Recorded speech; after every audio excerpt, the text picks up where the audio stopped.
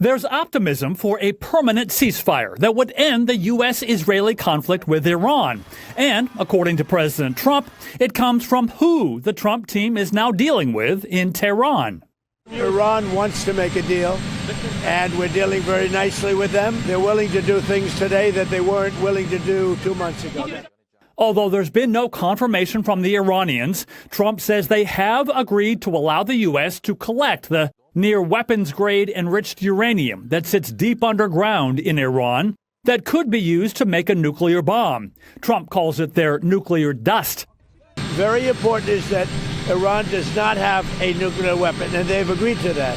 Trump praised the U.S. naval blockade of Iranian ports, preventing Iran from trading by sea, as being more effective than the airstrikes on Iran.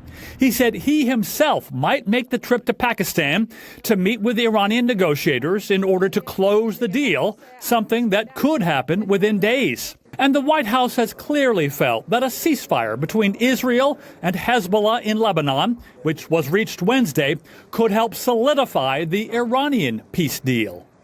The Iranians have been saying for years that they have no designs on a nuclear weapon, and critics have always said they do a lot of talking in order to stall. But President Trump and especially the Republican Party are looking for an off-ramp here, and Trump will try to sell any deal as a victory for Americans.